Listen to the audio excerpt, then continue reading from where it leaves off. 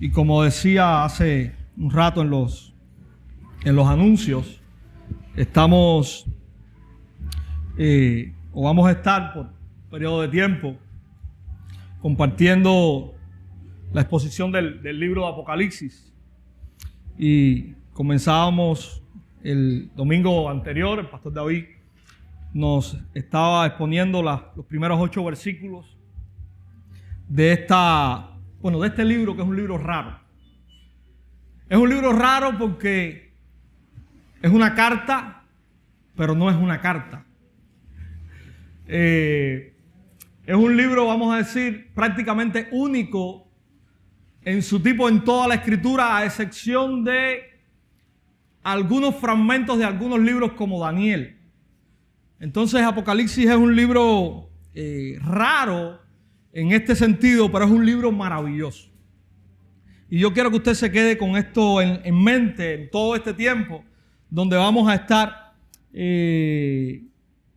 exponiendo el libro. Y yo creo que hay una frase que a mí me encantó mucho, y no solamente esta frase, muchas otras más, pero hay una frase que el pastor David estaba recordándonos el domingo anterior, y es que Cristo, mis hermanos, está viniendo. Y esa es la expectativa con la cual nosotros tenemos que afrontar nuestra vida todos los días. Nuestro Rey está viniendo. A veces la expectativa que nosotros tenemos, y yo creo que, y agradezco, pastor David, por poder traernos a nosotros esta frase más llevada a lo que verdaderamente está escrito en el libro de Apocalipsis en el griego. A veces nosotros entendemos, bueno, Cristo viene, y decimos, Cristo viene y eso está tan lejos. Pero realmente lo que Apocalipsis nos está diciendo es que Cristo está viniendo y que cada día que nosotros estamos sobre la tierra estamos más cerca de experimentar esa realidad. La segunda venida de Cristo, o esta verdad de que Cristo está viniendo, comenzó, mis hermanos, desde el momento en que Él ascendió. Él está preparando y Él está orquestando todas las cosas para esta su segunda gloriosa venida. Él no está dejándonos ahora y dándonos un tiempo para que nosotros nos entretengamos en otras cosas, sino que Él está reinando y está orquestando, está preparando su segunda venida. Si hay algo que nosotros, y recuerdo de niño, habían algunos animados, algunos muñequitos que me gustaban mucho, y el tema de los superhéroes, muchos de nosotros, en algún momento de nuestra vida, por supuesto, nos ha gustado mucho. Yo recuerdo en mi época, teníamos a Bortucinco, por ejemplo, el Capitán Planeta, y todos estos superhéroes Batman que aparecían en un momento donde había un peligro extremo y arreglaban la situación, y esto era impactante. Recuerdo sobre todo, y cuando estaba pensando en esto, recordaba mucho el Bortucinco. Bortucinco era un muñequito que a mí me encantaba, y yo recuerdo cómo ellos de alguna manera invocaban esta unión que hacían, y se armaba aquel robot majestuoso que luchaba contra todo el mundo y le ganaba a todo el mundo. Y realmente en nuestra vida como seres humanos, no en el plano ya, vamos a decir, animado, o en el plano místico de los muñequitos, pero nosotros somos seres que de alguna manera necesitamos con urgencia sentirnos seguros. La inseguridad es algo que no nos gusta. Nosotros necesitamos sentirnos seguros. Nosotros necesitamos sentir confianza. Y de alguna manera estos muñequitos cubrían de alguna manera esa necesidad que todos los hombres, los seres humanos, tenemos en algún momento.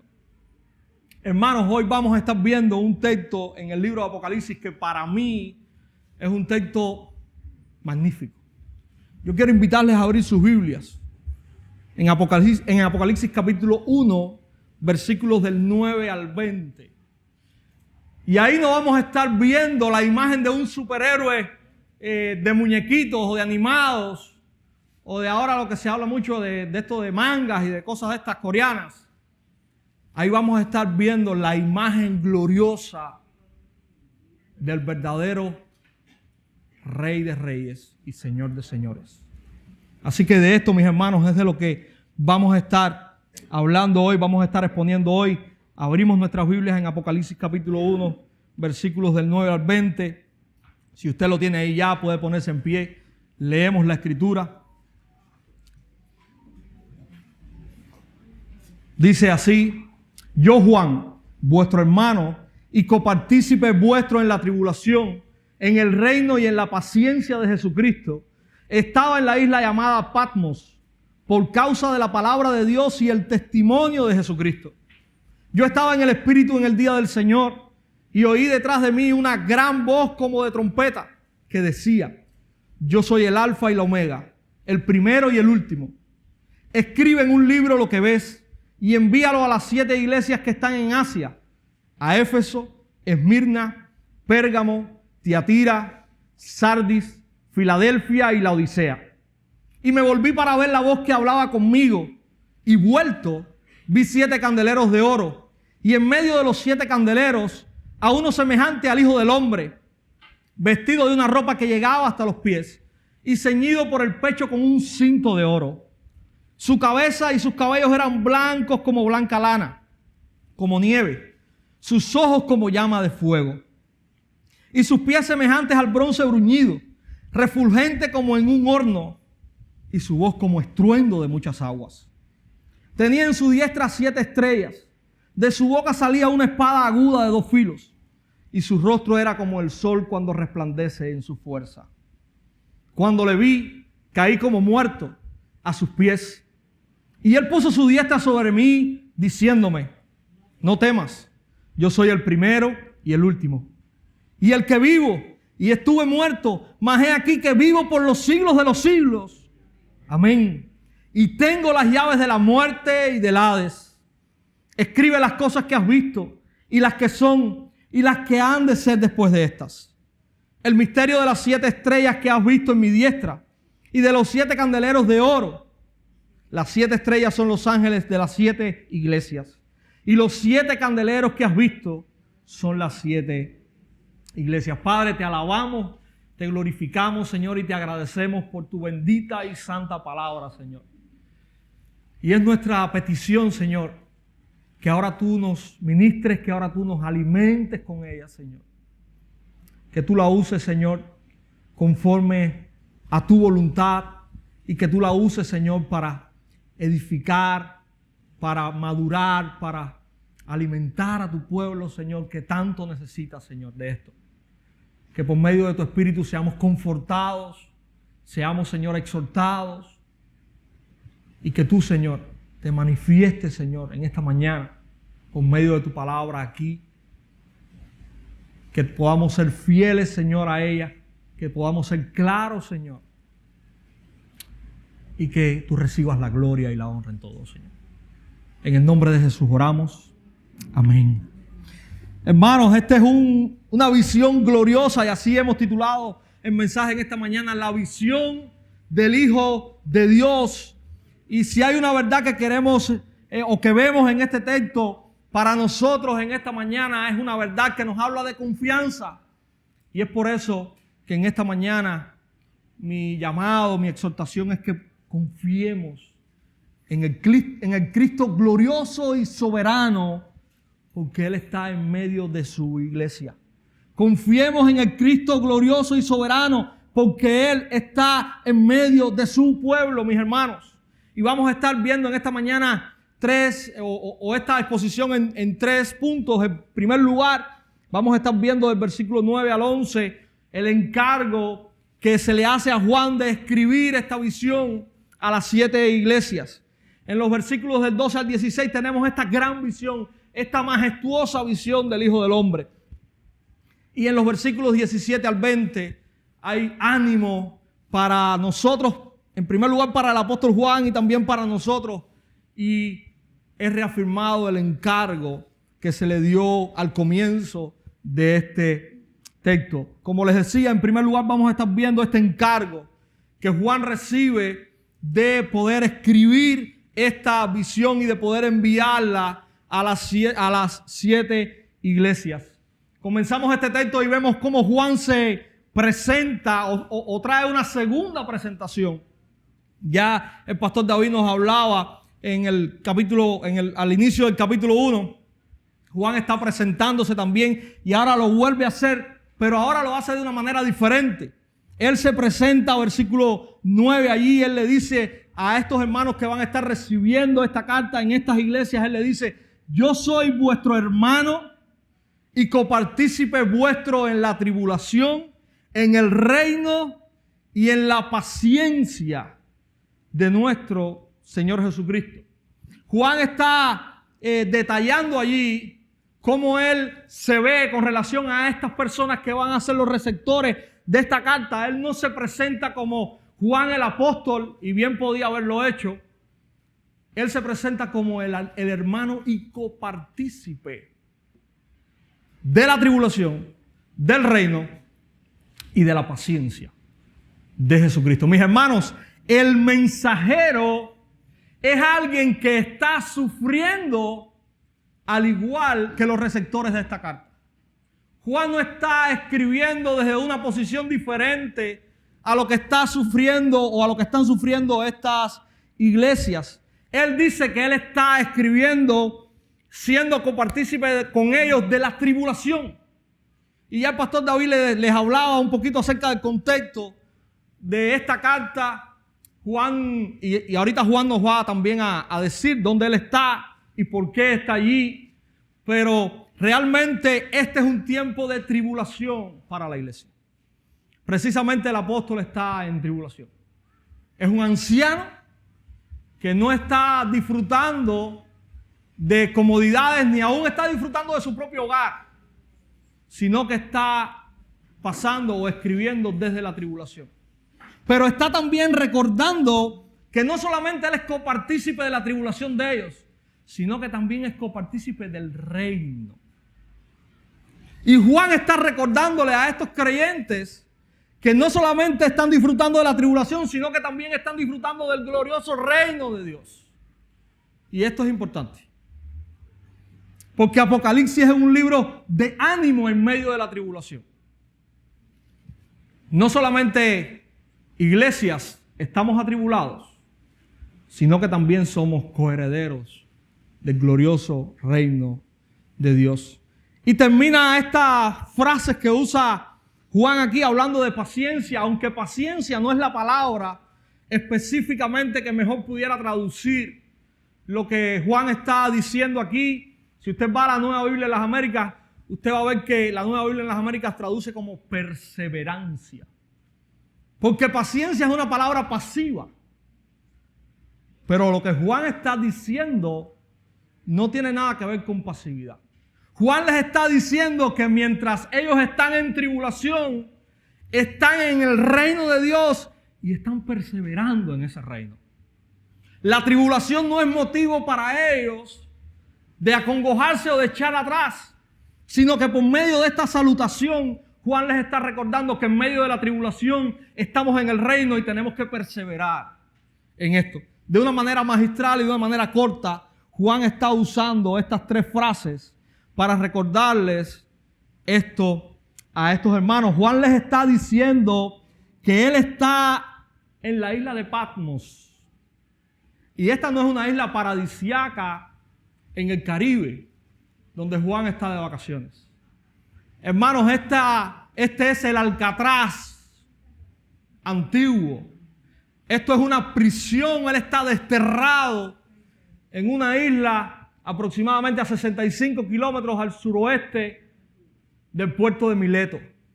Él está desterrado y él está atribulado y él está sufriendo por una razón: por causa de la palabra de Dios y el testimonio de Jesucristo. En el versículo 2 ya él nos estaba diciendo esto. Él era un fiel exponente de la palabra de Dios y él había dado testigo de Jesucristo. Y ahora nos está diciendo que este es el motivo por el cual él en su vejez está sufriendo desterrado en una isla tipo cárcel. Hermanos, qué bendita manera de sufrir. Qué bendita manera de sufrir. No hay gloria ninguna en sufrir por causas injustas. De hecho, la Biblia nos lo dice. Pedro le está diciendo a aquellos que están recibiendo su primera epístola, mira, si alguien sufre por algo injusto, no tiene lógica. Pero si alguien sufre por algo justo, esto es bueno y agradable delante de Dios. Y el sufrimiento de Juan y el sufrimiento de la iglesia en el tiempo de Apocalipsis era bueno y justo delante de Dios. Porque ellos estaban sufriendo por perseverar en la palabra de Dios y en el evangelio de Jesucristo.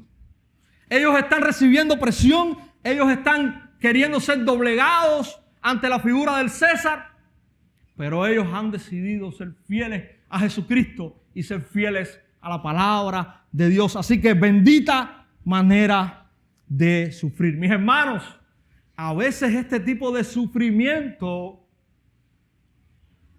es el que prueba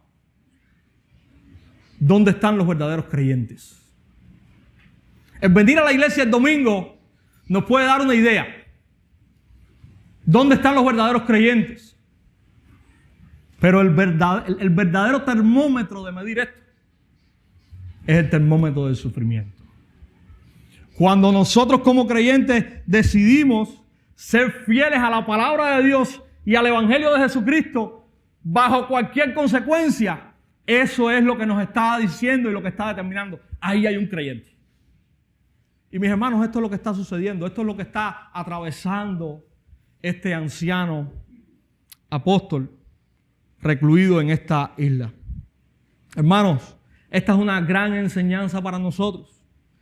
Perseveremos en medio de la tribulación. Y déjenme decirle algo.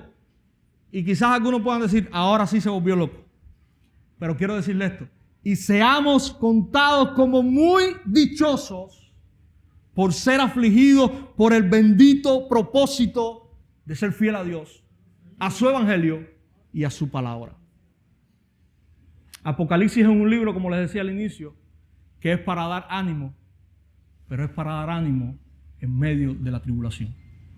En ningún momento quita la tribulación y trae el ánimo. Nosotros debemos recibir ánimo mientras estamos siendo atribulados por seguir a Dios y a su evangelio.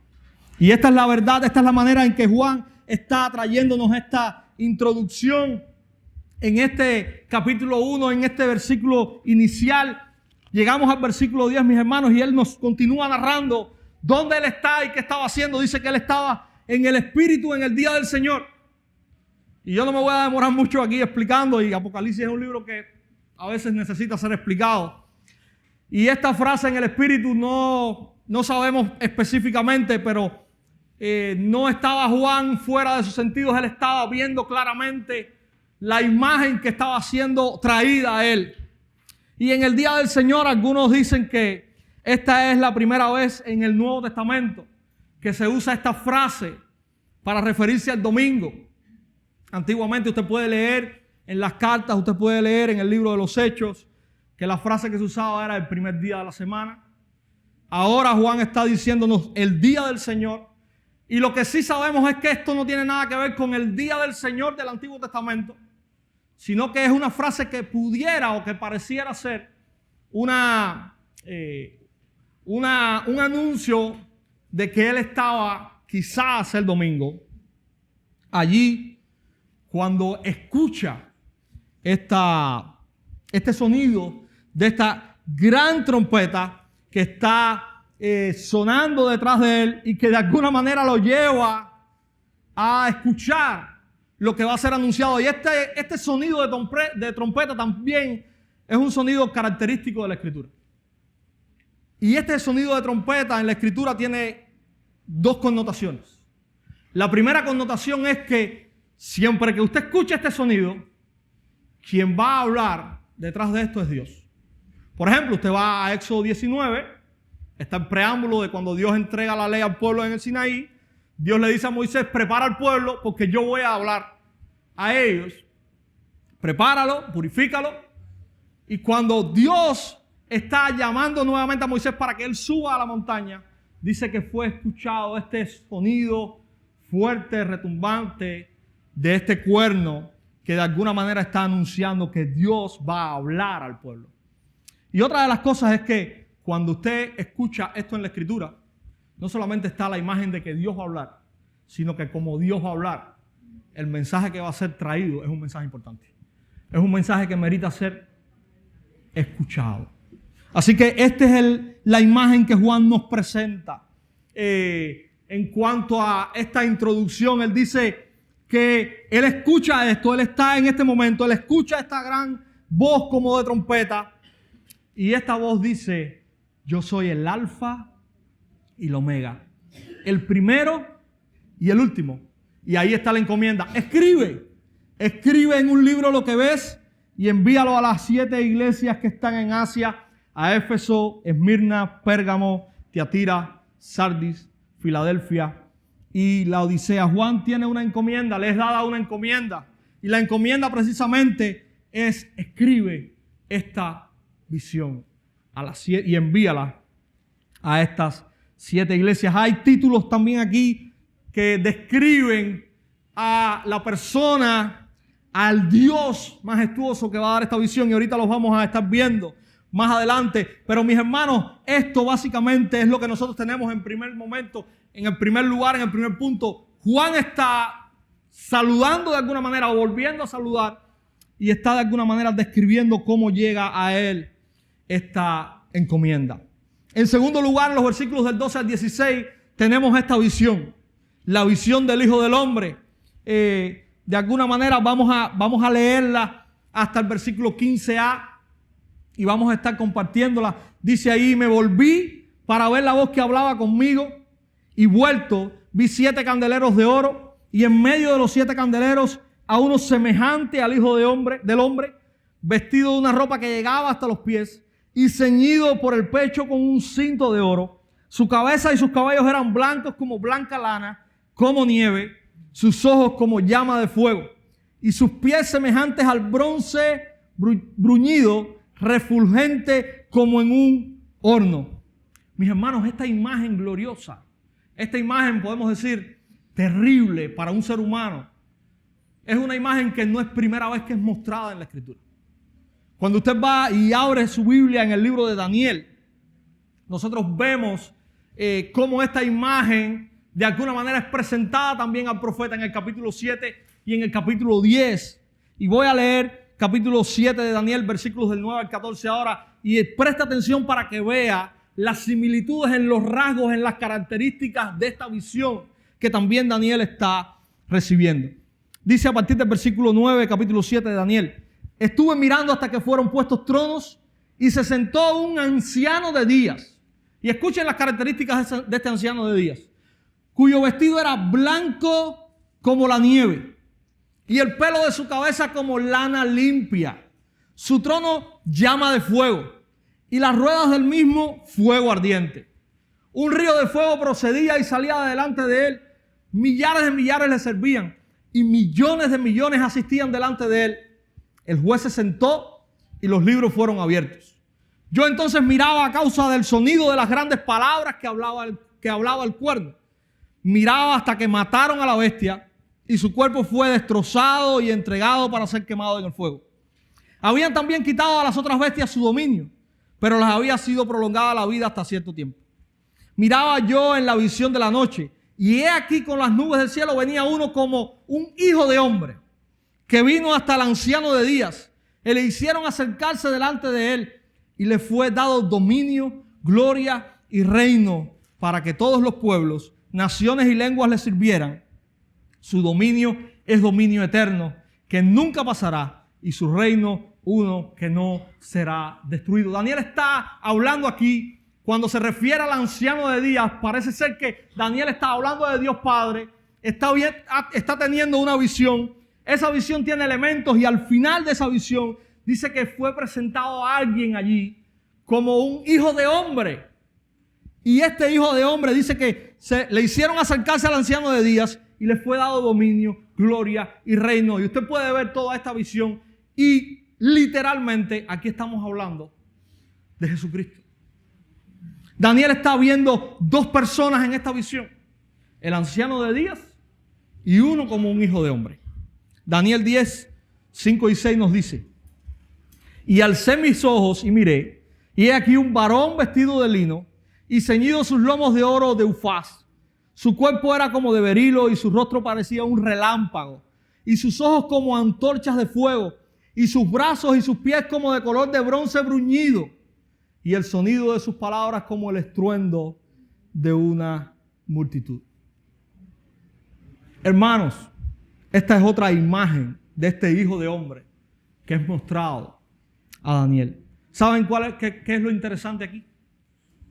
Cuando Juan está mirando y ve esta visión asombrosa del Hijo del Hombre, Juan está viendo todas estas características. Y en esta visión que Juan está viendo, hay una fusión de las características que posee o que Daniel está viendo en la visión del anciano de días y de la visión que Daniel está viendo del Hijo de Hombre. El anciano de días y el Hijo de Hombre ahora se están fusionando en esta gloriosa visión que Juan está viendo y nos está recordando de que nosotros tenemos un solo Dios, que es uno, único en ser, indivisible. Y esa es la visión que Juan está mirando. El anciano de días y el Hijo de Hombre son la misma persona. No tenemos ancianos de día en la visión de Juan. Tenemos solamente una visión del Hijo del Hombre, que posee las características del anciano de días de Daniel 7 y del Hijo del Hombre de Daniel 7 y Daniel 10. La imagen del Hijo de Hombre era muy común para Juan. Juan había escuchado seguramente las palabras de Jesús en Mateo 18:11 cuando él había dicho: porque el Hijo del Hombre no ha venido a salvar lo que ha venido a salvar lo que se había perdido. Y en otra ocasión más adelante, ya al final del ministerio público de Jesús, Juan también había escuchado seguramente estas palabras: entonces aparecerá la señal del Hijo del Hombre en el cielo, y entonces lamentarán todas las tribus de la tierra y verán al Hijo del Hombre viniendo sobre las nubes del cielo con poder y gran gloria. Esta imagen era común para Juan. Sin embargo, Juan se asombra.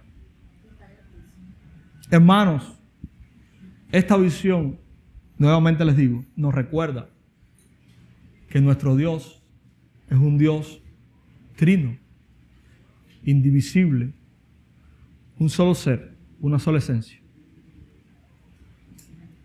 Juan está viendo al glorioso Dios. Esta es la visión que Juan está presenciando. Esta es la imagen del omnipotente Dios. Y yo quiero que usted vea ahora la segunda parte, donde volvemos a reafirmar la misma idea. La segunda parte del verso 15 dice: y su voz como estruendo de muchas aguas. Y esta es una imagen también que el profeta Ezequiel, por ejemplo, la está viendo en una visión que él tiene y con la que comienza su libro. En el capítulo 1, verso 24 dice: y oí el sonido de sus alas cuando andaban, como sonido de muchas aguas, como la voz del Omnipotente. Y en el capítulo 43, más interesante aún, verso 2 dice: y he aquí la gloria del Dios de Israel, que venía del oriente, y su sonido era como el sonido de muchas aguas, y la tierra resplandecía a causa de su gloria.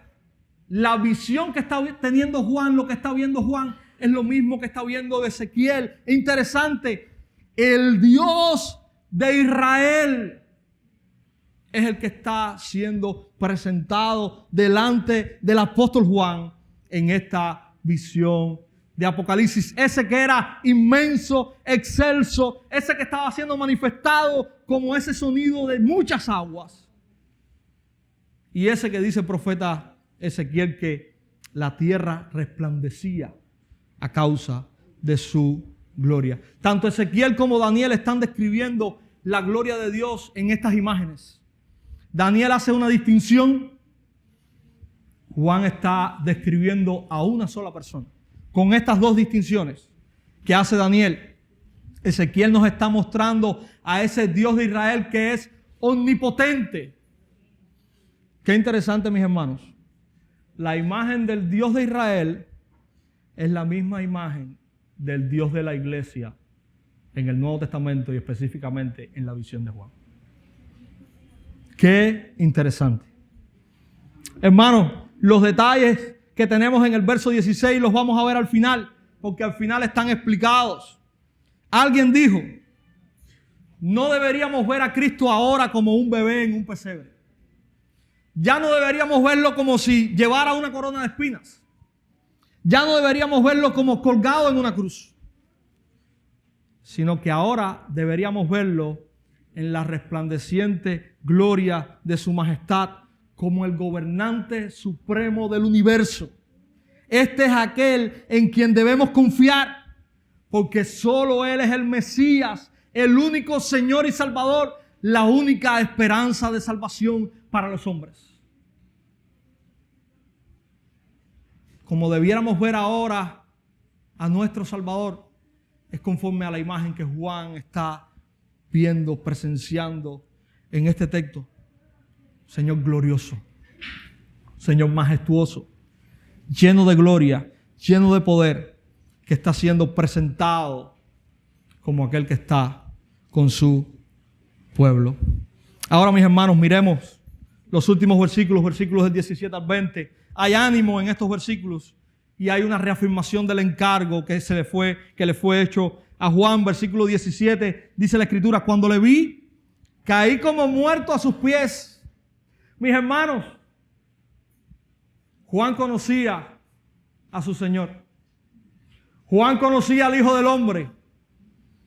Pero esta imagen no tenía nada que ver con la imagen que Juan tenía del Hijo del Hombre. Ya no tenemos al Jesús de carne y hueso aquí. Juan no está acostumbrado a esto.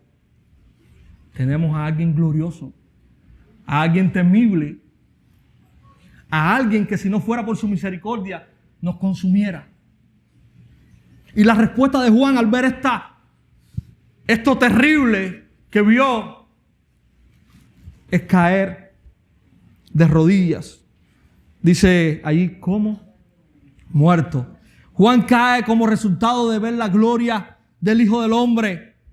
Y mis hermanos, si usted regresa a Daniel 10, eso es lo mismo que sucede con Daniel cuando ve la visión del Hijo del Hombre. También Daniel cae, dice que sus fuerzas desfallecieron y dice que él fue llamado y le dice: Daniel, muy amado. Y dice: no tengo fuerzas para pararme, porque es tan gloriosa la visión.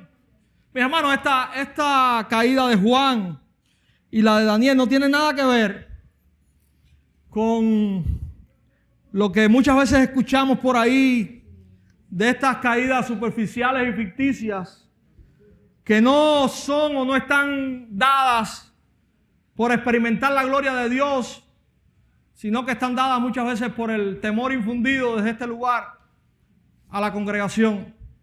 Esta gente fueron espectadores de la gloria y la majestad de Dios. Y no cayeron convulsionando. Cuando ellos caen a tierra de rodillas, como dice la Escritura en el libro de Apocalipsis, lo hacen por el temor reverente a la imagen que tienen delante de ellos. El temor reverente que infunde la presencia de Dios. No la presencia de un hombre, no la presencia de un payaso. La presencia de Dios es lo que Juan tiene delante de él. Y es por eso que cae, dice la Escritura, como muerto. Esta fue la imagen o la reacción de Juan. Y dice Juan que él puso su diestra sobre mí, diciendo: no temas, yo soy el primero y el último. Y esto es increíble. ¿Usted sabe por qué es increíble? Porque la imagen precisamente con la cual Juan está recibiendo ánimo es una imagen terrible. Si usted va al libro, por ejemplo, de Isaías en el capítulo 44, verso 6, tenemos estas palabras. Así dice el Señor, el Rey de Israel y su Redentor, el Señor de los ejércitos: yo soy el primero y yo soy el último, y fuera de mí no hay Dios. Pero si usted lee los versículos anteriores, usted se está dando cuenta de que lo que está siendo descrito ahí es la gloria y la majestad que infunde temor de esa persona que se está llamando aquí el primero y el último en el texto de Isaías. Esa imagen en el texto de Isaías está puesta para mostrar que hay gloria, hay majestad, hay poder, hay dominio de esta persona que está diciéndose o que se está refiriendo al mismo como el primero y el último.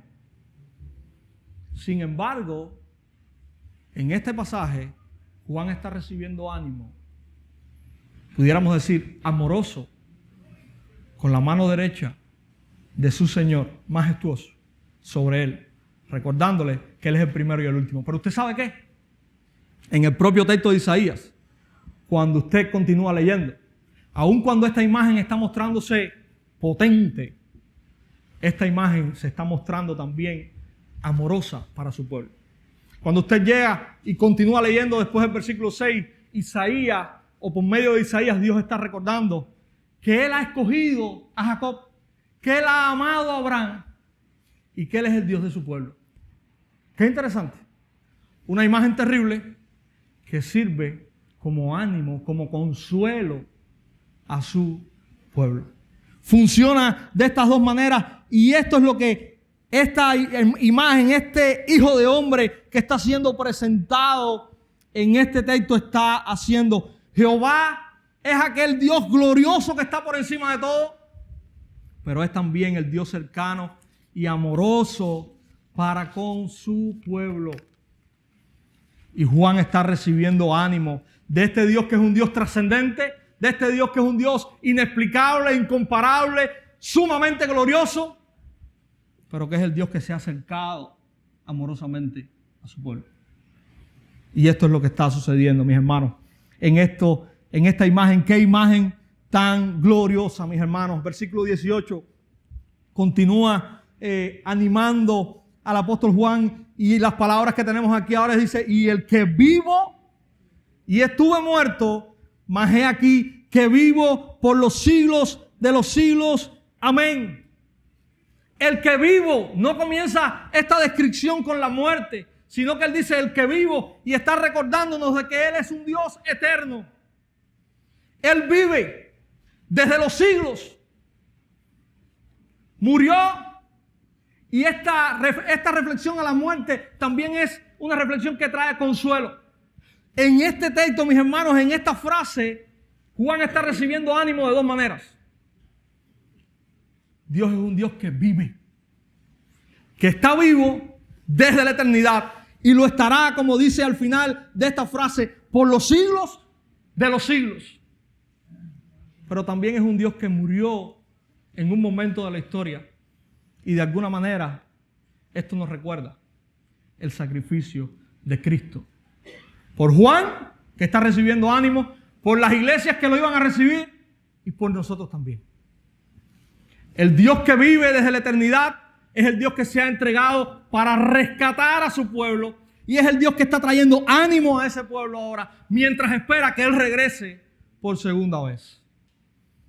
Qué palabras tan alentadoras, mis hermanos. Y dice: y tengo las llaves de la muerte y del Hades. El gran y principal enemigo del ser humano está bajo el dominio del Hijo del Hombre. Nadie más tiene la potestad de esto. El Hijo del Hombre es aquel que también tiene el dominio del Hades y de la muerte. Así que Juan, así que iglesias de Apocalipsis, así que iglesia de Jesucristo hoy, tengamos ánimo. Si el Señor no quiere, no importa quién quiera. Él es el dueño de todas las cosas, aún del Hades y de la muerte. Qué gloriosa imagen, mis hermanos. Hermanos, en medio del sufrimiento, recordemos que no hay nadie con el poderío, la majestad, la gloria y el poder de nuestro Dios. Esta visión presentada a Juan es gloriosa. La presentación que Dios hace, el ánimo que Dios da en el versículo 18 es glorioso. Juan está recibiendo ánimo de su Salvador. Iglesia, este también es nuestro Salvador. Aquel que vive por los siglos de los siglos. Aquel que no depende de nadie. Aquel que tiene vida propia. Y aquel que murió, se entregó por su pueblo y se levantó también victorioso y glorioso de la tumba y está reinando en gloria, ahora y por siempre. Juan, estoy vivo y mi gloria es sobre todo. Ten ánimo, yo soy el que es la vida, está diciéndole nuestro Señor a su apóstol en este texto. Hermanos, vivamos con confianza. Nuestra victoria está anclada en el que venció. Nosotros no estamos peleando para ganar. Nuestra victoria es la victoria de Jesucristo. ¿Estamos en una constante tribulación? Puede ser. No hay nada en la Escritura que diga que eso va a cambiar. Y quiero decirles algo, mis hermanos. Esta tribulación no está reservada únicamente para el final. Nosotros no vamos a ser arrancados para no sufrirla. Esta es una imagen muy bonita, pero no es la imagen de la Biblia.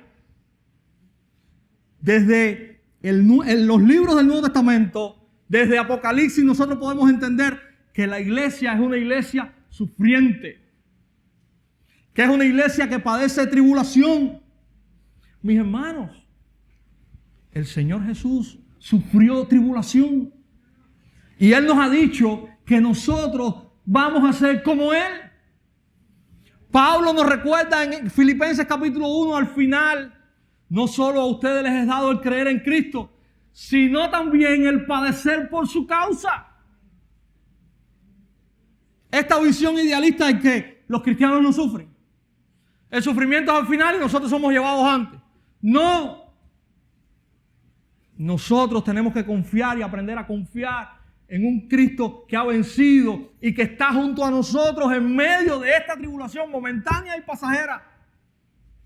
Y que cuando Él se manifieste, se acabó la tribulación y viviremos y disfrutaremos en gloria por siempre. Esa es la realidad de la Biblia. No temas, mis hermanos. El Señor es soberano. Y aún en los tiempos difíciles, aunque usted no lo vea y lo crea muchas veces, Él continúa gobernando. ¿Usted quiere un ejemplo? Su muerte en la cruz. Todos pensaban, fue derrotado, terminó. Aún aquellos que iban en el camino de Emaús, cuando Jesús se le acercó y le preguntó, pero ¿cómo tú no vas a saber lo que está sucediendo? Tú no sabes lo que acaba de acontecer. Y Jesús le está diciendo, oh, insensatos y tardos de corazón. Eso es lo que tenía que suceder. Cuando Pedro está dando su sermón en el capítulo 4 de Hechos, él está diciendo, porque se reunieron en esta ciudad Poncio Pilato y Herodes para hacer todo lo que tu mano y tu consejo habían antes predestinado o predicho. Mis hermanos, aún la tribulación está en el plan y en el propósito de Dios. La iglesia está siendo purificada por medio de eso. Dios está obrando en su pueblo. Dios está afirmando y purificando la fe de los suyos. Así que no temas. No temas. Mis hermanos, versículos 19 y 20. El mandato de escribir es reafirmado al apóstol. Escribe las cosas que has visto y las que son y las que han de ser después de estas. Y yo quiero no envolverme mucho en esto, pero sí quiero aclarar. Apocalipsis no solamente tiene que ver con el futuro de la iglesia. Apocalipsis tiene que ver con el presente de la iglesia, desde el primer siglo hasta el último siglo. Y lo que nosotros vamos a estar viendo es una imagen que va a estar presenciando todo lo que la iglesia en la historia va a estar aconteciendo hasta la segunda venida del Señor al final del libro y su reino glorioso eternamente, sin pecado, sin muerte, sin llanto, al final del libro también. No es escribe para esta iglesia y después escribe ya para los que estamos en el cielo. No, esa no es la idea de Apocalipsis. Y la vamos a ir viendo más adelante. Versículo 20. Le es explicado a Juan la imagen que él ha estado viendo de estas estrellas y de estos candeleros. Y dice, el misterio de las 7 estrellas que has visto en mi diestra y de los 7 candeleros de oro. Las 7 estrellas son los ángeles de las 7 iglesias, Y los 7 candeleros que has visto son las 7 iglesias, mis hermanos. Y esto es algo que yo quiero que usted entienda. A veces entramos a Apocalipsis pensando, esto está lleno de símbolos, de imágenes, y esto no hay quien lo entienda. Pero eso es una presuposición o un marco de referencia que usted tiene. Muchas de las imágenes que Apocalipsis presenta, Apocalipsis mismo las explica. Solamente tenemos que tener ojos, no para ver más allá, sino para leer lo que está escrito. Aquí mismo, esta primera imagen, ¿quiénes son estas estrellas? ¿Quiénes son estos candeleros? Las estrellas son los ángeles de las iglesias. Y lo voy a mencionar ahora. Lo podía hacer, lo voy a renovar después, pero lo voy a mencionar ahora.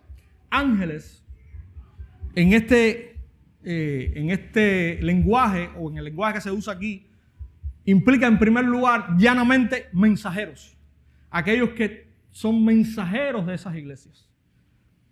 Más específicamente, a través de la historia, muchos eruditos, y yo estoy convencido, soy uno de los que está convencido de eso, es que habla directamente a los pastores de esas iglesias. Esos son los mensajeros de esas iglesias. Cuando entremos a las 7 cartas de las 7 iglesias, vamos a ver específicamente esto. Y los candeleros, dice ahí el versículo 20, son las 7 iglesias. Se acabó el misterio. La visión es revelada, la gloria del Hijo del Hombre. Él está, dice la visión, en medio de su iglesia, mis hermanos. Y esto es lo importante de este texto. No son las imágenes en sí, sino el mensaje que tiene este texto. Hay una visión gloriosa de ese Hijo del Hombre, y ese Hijo del Hombre está en su visión, en medio de su iglesia. Mis hermanos, en medio de la tribulación, Jesús, nuestro Señor y Salvador, está caminando en medio de su iglesia. Está caminando con su